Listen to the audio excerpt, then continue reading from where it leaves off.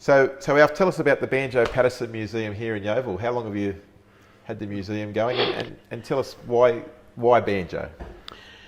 Well, the Banjo Paterson Museum is called the Banjo Paterson More Than a Poet Museum. And that's because he was far more than just a poet. And the poetry is what he's known for, especially Waltzing Matilda.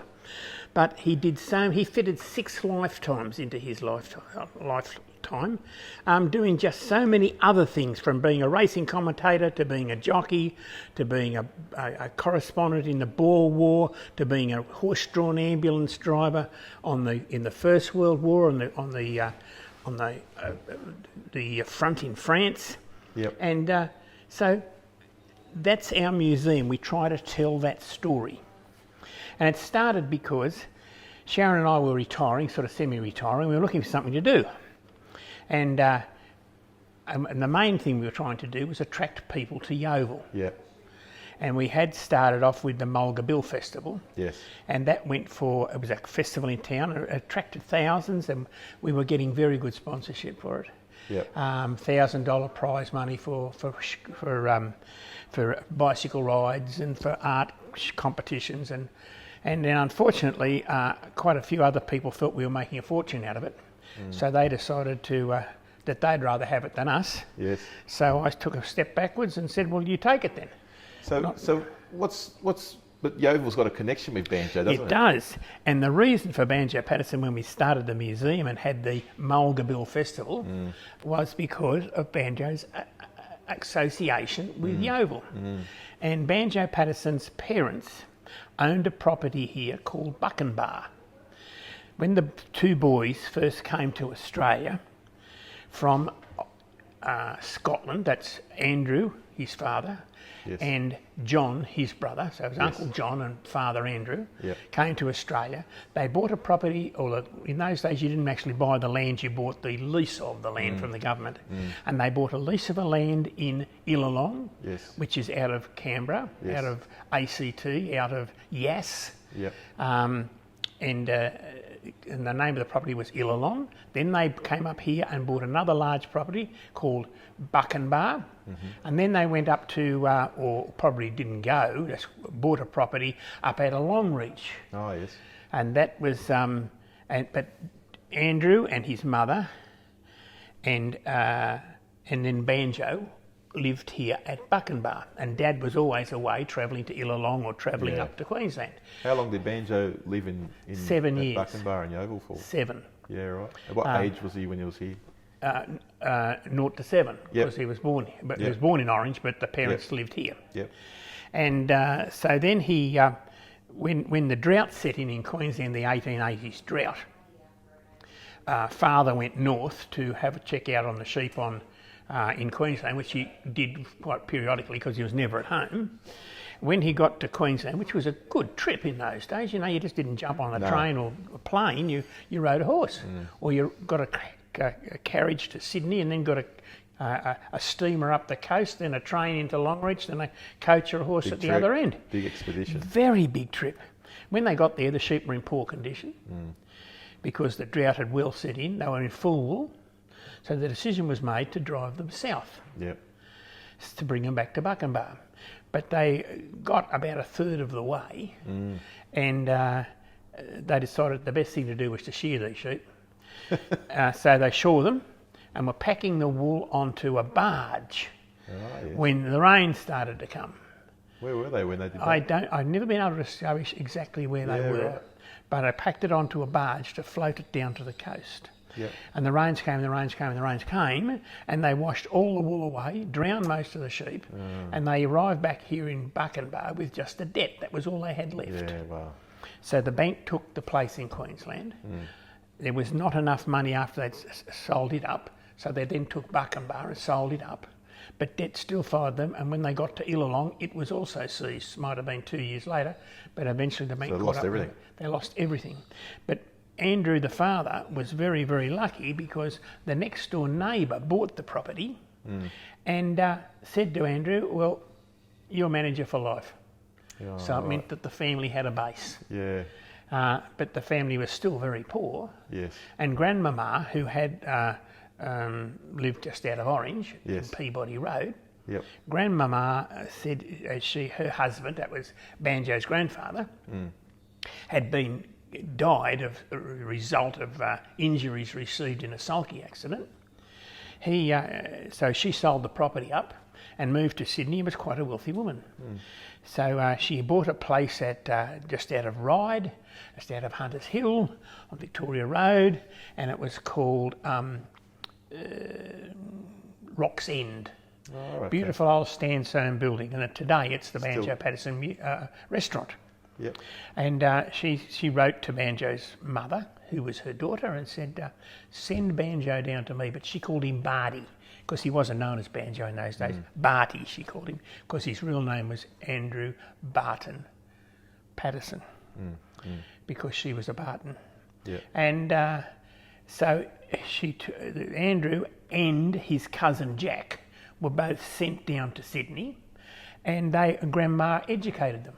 And that's how come he was such a well-educated boy, because this little boy who rode his pony to an eight student, one teacher school at Illawong, suddenly was thrust into the middle of Sydney to the Sydney Grammar School in College Street. Yep. Quite a culture shock. Yeah. But it nurtured him, and of course he would go home every night to Grandmama's, and then, being no television, no radio, no nothing, Grandmama would probably have them peeling the vegetables and telling them stories. She herself was a great poet.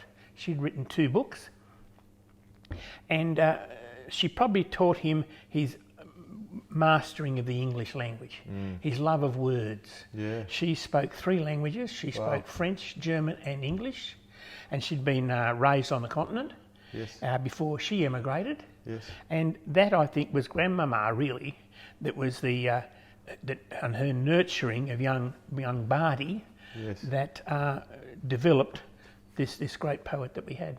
Yeah, so she obviously played a pretty big role and influence in his life. But then after school, tell us about what Banjo got up to after school. I mean, because he did so many things, and I learned from speaking to you when I came out to the museum and had a look around, because I admit I didn't know he was involved with with the Melbourne Cup and his military, World War One and the Boer War and all those things. And well, when he still had his love of horses. Yes.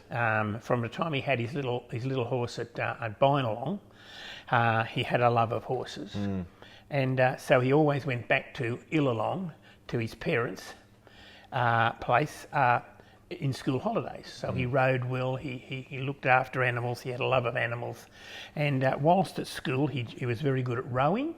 He was in the school's rowing team. He was a very good cricketer. He learnt to play golf, and after he left school, he became a jockey. So he was obviously not very tall or weight. Do you know what he weighed? No, I don't know what he weighed, but he was about 5'8". Yes. So he was a reasonable size. Yep. And he played polo for New South Wales. In fact, he was the captain of the New South Wales polo team. Wow. And he won several races at steeples at Randwick and at Rose Hill. So he was quite a well-known character around town. As well as that, when he left school, his grandmama wanted him to go for a scholarship to Sydney University to become a lawyer.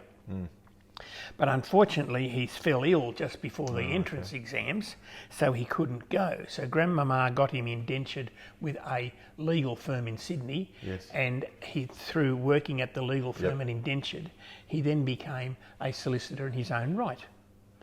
And it was as a solicitor then that he started to tour the countryside.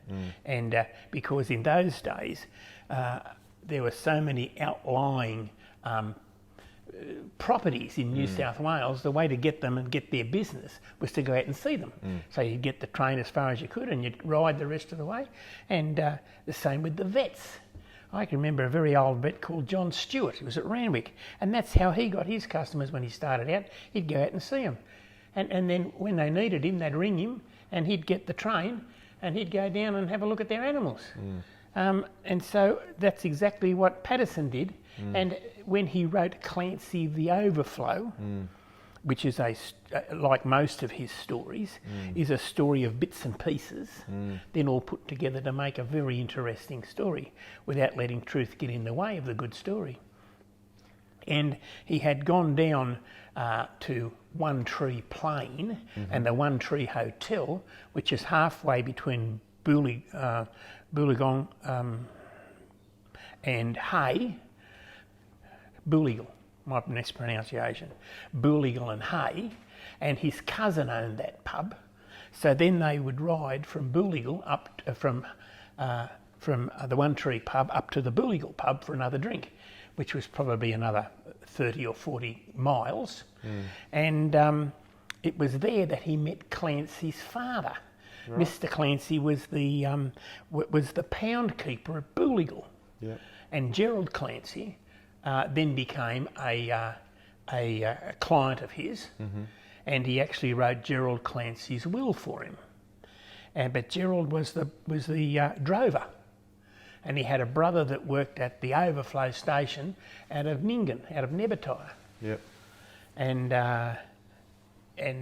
that's all these facts then came in to make the poem Clancy of the Overflow.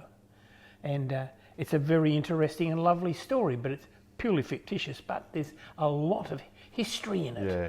A lot of history. Do you have a favourite poem that of Banjo's? Well, actually, I do have a favourite poem, and it's called With French to Kimberley. And French was an English general in the Boer War. And Paterson, of course, had gone across to the Boer War because he had got sick of being a solicitor and wanted a bit of adventure. So he went and saw the Sydney Morning Herald and said, I'd like to be your war correspondent. The Overland Telegraph had just been completed, which meant that instead of taking 6 weeks for a report to get to Australia via mail, it was probably a day and a half later and it could be printed in the Sydney Press. So the Sydney Morning Herald, the Fairfax organisation, gave him £100 and to pay his expenses, and he took 2 horses and he hopped on a ship and off he went to the Boer War. And he just seemed to be in the thick of everything. He then went on a tour of, when he returned from the Boer War, of the mainland, Tasmania and New Zealand, talking about, and it was advertised as the man who saw it all. Banjo Paterson, the war correspondent. But With French to Kimberley tells the story, Kimberley being the diamond capital of the world in South Africa. And they were surrounded by Boers, the opposition, and they were sending out messages, please help us, and what they call a heloscope, which is like a mirror that caught the sunlight using Morse.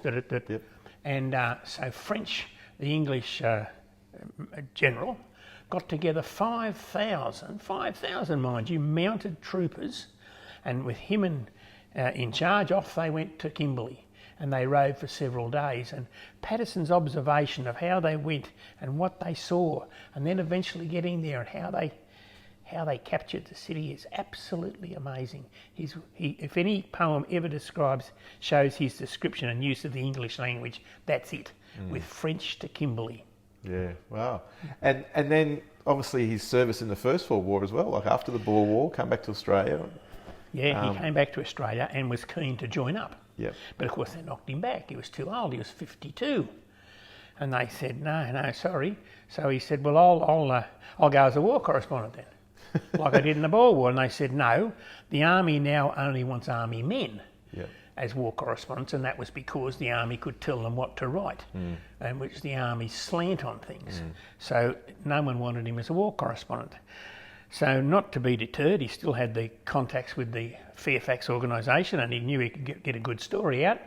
So he went down and used his influence with a couple of friends, and he got the job as the assistant vet, travelling to Egypt. Now his veterinary experience was probably his lifelong experience with animals, mainly horses, but they were on board ships. There was 7 ships, I think, left, and they came from New Zealand, from Brisbane, from Launceston, from Melbourne, from Adelaide, and they all assembled at Albany in Western Australia, so that no one would know there's a ship missing from Sydney. No one would wake up and know over in Albany it was pretty secluded, so nobody knew this armada was getting together. And Then they took off from, they sailed out of Albany, and there was something like 20,000 men and 7,000 horses. Yeah, wow. And he was the assistant vet to look after them. And it's interesting, one of his earliest mentions of the Melbourne Cup is he was quoted as they sailed out of Albany Harbour. He said, "It's a pity we couldn't have waited another 3 days. We're going to miss the Melbourne Cup." Oh. So then they sailed to Egypt. Yep. And when they got to Egypt, he was no longer required. So, not to be outdone, he left the ship and made his way overland to England. He thought he'd get a job with Reuters as a war correspondent, but they didn't want him either. So, still not to be outdone, he went to France. He thought, well, I'll walk down to the front and I'll be able to tell a few stories from what I see. But of course, civilians were not allowed anywhere near the front. They were keeping people away. So he must have given it a bit of thought, and he thought, if I became a member of the Red Cross and drove an ambulance, I could go right to the front, because the front was a pretty undulating, smashed up area. And the motor vehicles of those days weren't the flashiest in the world, so it was horse-drawn ambulances that went into the front, picked up the injured and brought them back to the motorised ambulances. So he then got a job as an ambulance driver, driving a horse-drawn ambulance in France, bringing the injured out, and he was able to get his stories back to Australia. Amazing, isn't it? Absolutely amazing. Amazing perseverance from wartime correspondent to assistant vet to enlisting with the ambulance service to get to see firsthand, I suppose, what was going on. Absolutely firsthand, yeah. What was going on, and probably more than the average firsthand would have been. Yeah. Tell us about the museum here. It's do you know how many exhibits you have? No, I have no idea. We have many thousands of exhibits, and of course all of them aren't the Banjo's handkerchief or Banjo's coat. No. Although you may have noticed we've just got Banjo Paterson's coat. I saw his leather coat. I saw a coat out there. And we are in the process at the moment of getting Banjo Paterson's pistol. Oh, righto. But all things aren't Banjo Paterson, but they are to do with Banjo Paterson. On the over here on our left-hand side, we have a quite marvellous display of lamps of different carriages, and one of a Cobb & Co coach lamp. And those are things that people don't see today. Very interesting. Create quite a bit of attention. And they are of Banjo Paterson's era. And so that's what we're trying to do. There's a drum there in front of you, and that's an snare drum. The World War I snare drum. Yeah. And that's the drum that the men would have marched to in World War I.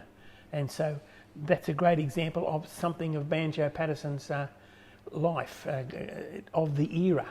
We do have numerous things of Banjo Paterson. We've got the oldest thing we have is a letter, and it's a letter that his father wrote long before he even knew Banjo's mother, from Illinois, which was the property we talked about earlier, just out of Yass. And it's a letter to his bank in Scotland, saying, and in those days, obviously, you didn't go and see the bank manager. You wrote and told the bank manager what you had done, something that wouldn't go down too well today. And he's written to the bank manager and said, I have withdrawn £800 from my father's estate and £900 from my uncle's estate, and we're going to start a partial empire in Australia. Now, don't dishonour what we've done, because there's a 25% interest on it. It was a huge amount. If you dishonour it, so please don't dishonour it. How did you get access or source that letter? Well, that was an amazing thing, absolutely amazing. That letter in those days was written on a sheet of paper, then folded up, because there were no envelopes, and the wax seal was put on the back to seal it, and off it went. And it travelled. It was posted on Christmas Eve in 1854. Wow. And it went by coach then to Sydney, then by steamer across to Portsmouth, and then travelled eventually and got into Scotland, into Lanarkshire in Scotland. Now, what happened? Obviously, the bank manager got it. But what happened to it after that for the next 150 years, I can't tell you. But then it suddenly turns up in a grandfather's stamp collection in America. Grandpa has just died. Nephew, who obviously has left the stamp album, auctions off Grandpa's stamp collection, and in it is this letter with 3 2-penny, what they call Prussian blue, coriat stamps of Queen Victoria. Now, they were very much collector's items in those days and still are today because they were printed in the colonies. So every shade of Prussian blue was a little bit different to what the other blokes was, and the number of perforations around the edge varied too. So it became very, very a collectible item. Not a lot of value, but very collectible. Much to his credit, Grandpapa had not soaked them off the envelope, nor had he torn the envelope and put them in his stamp album. He put the entire letter and just put it in his stamp album. Wow. 150 years later, it goes up for auction, and it's advertised as 3 2-penny Prussian blue stamps, you see, because the Americans had no idea who A.B. Paterson was. So a man on the Gold Coast who still today collects those stamps rang me up and he said, "I've just bought this letter and I've opened it up and you'll never guess who it's from. Wow. Are you interested in purchasing it?" He said, because his exact words were, "The stamps will never be worth what this letter's worth." And it's a wonderful piece of Australian history, Paterson history, but Australian history too. Been round the world and has survived. Beautifully handwritten and travelled on sailing ships and cob and coaches. 170 years ago. Nearly 170 years. Nearly 170 years ago, yeah. Unbelievable, isn't it? And it's still in excellent condition. And that's here in the museum. It's here. Well, the copy's in the museum. Yeah. The letter itself's in the safe. Yeah. And you and your wife Sharon obviously run the museum, but you've also got a cafe at the front there, and you're open every day. We're open every day of the week, usually. But if Sharon and I want to go and do something, well, we'll go and do it. We are hoping to go on the Indian Pacific later next year, and so it'll be closed for a week while we go and do that, because we started off as a slightly larger committee, but people pass on, people lose interest, and people move on too. So it's just left now, Sharon and I run it. It's a community organisation in the fact that it's a non-profit organisation. We volunteer here, but we love it, we absolutely love it. And I hope and pray that when we move on, that it will still be here, because every day or every week we are collecting something more Paterson, and it is becoming quite a little attraction. It's never going to be as big as the Sydney Museum in College Street, next door to where Paterson went to school, or the very controversial museum in Sydney that they're going to move to Parramatta. But we are a neat little museum, and you mentioned we'll see about that. And tell us about the sculpture. The sculpture. That's an exciting project. Our Banjo Paterson sculpture. Banjo Paterson sculpture. Well, our Banjo Paterson sculpture, we have a park opposite here called the Banjo Paterson Bush Park. And over the past probably 15 years, when we were running the Banjo Paterson Mulga Bill Festival, we made sure that every year, when the festival was finished, there was something left in Yeoval to say that it was there. So we have 9 sculptures in that park now, and several of them we have been given, but the rest we have commissioned and had made with money from the festival, you see. So we decided that the best thing to lock this museum to the park, which is the Banjo Paterson Bush Park, was to have a sculpture out the front of here. And what better way of showing what Paterson was like was have him in his uniform as Major of the Remounts, which he was in Egypt after he left the front with all his horse-drawn ambulance. He became a major. And he brought the... so we had it... Sharon and I travelled around a bit and had a look at sculptures, and we loved the one at Henty in the south of the state of Headley. And Headley's surname completely escapes me, building the first header. It's a magnificent sculpture. And then we went down into Albury, and there's another sculpture down in there of the first VC winner of the First World War. And what I liked about both of them was the facial features. I mean, you put a man in a uniform, they all look the same. But it's the facial features that pick this man to that man, tell the difference. So we got in contact with the sculptor who is a lovely young bloke from a place called the Basin in Melbourne. and said that we'd like one of Banjo Paterson.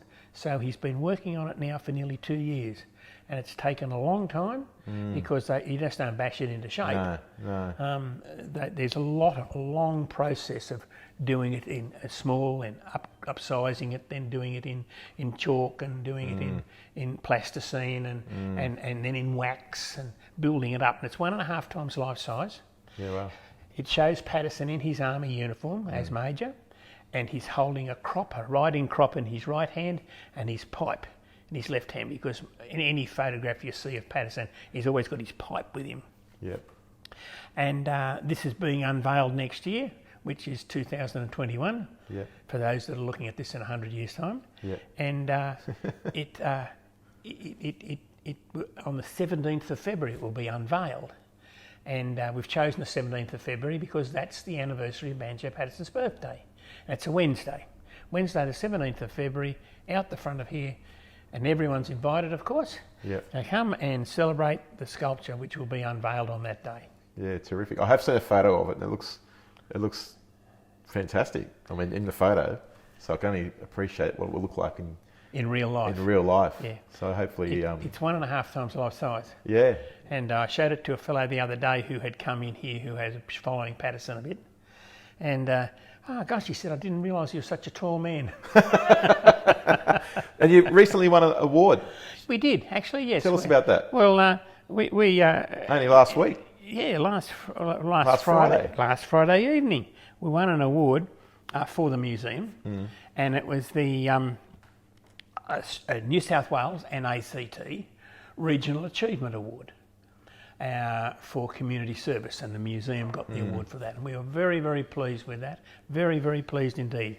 It's an appreciation for all the work that goes in here, but it also draws to everyone's attention the fact that, you know, in regional New South Wales there are quite a few, not only our museum, there's quite a few good attractions out there, and we're finding that in more recent times when people are getting out and having a look at what's in regional New South Wales. Yeah. Have you found with COVID, have you found that you've had a lot more people?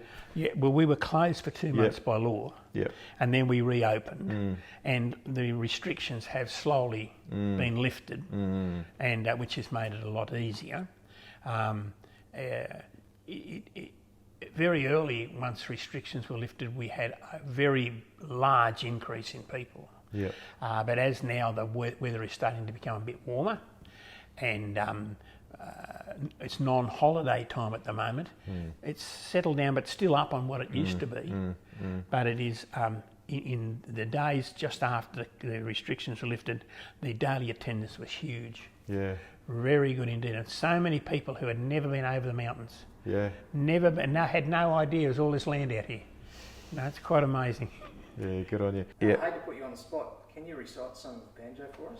Oh, I did. Yeah, I was going to ask you to, but I didn't want to say it and then put you. No pressure. Or even a couple of verses or something. Yeah. Okay then. You ready to go? Yeah, we're going. Yep. We're going. Right now, one of my favourite poems, apart from with French to Kimberley, which is by far my favourite, is Clancy of the Overflow. Because Clancy tells a marvellous story of days gone by in Australia, of the drover. And puts you can see it happening in front of you. And the poem goes, I had written him a letter, which I had, for want of better knowledge, sent to where I met him down the Lachlan years ago. He was shearing when I knew him, so I sent the letter to him, just on spec, addressed as follows, Clancy of the Overflow. Now an answer came directed in a writing most unexpected. It looked like the same had been written by a thumbnail dipped in tar. 'Twas his shearing mate who wrote it, and verbatim, I will quote it. Clancy's gone to Queensland drovin', and we don't know where he are. In my wild erratic fancies, visions come to me of Clancy, gone a drovin' down the Cooper where the western drovers go. And the stock are slowly stringing as Clancy rides behind them singing, for a drover's life has pleasures that the townsfolk never know. Beautiful. Absolutely fantastic.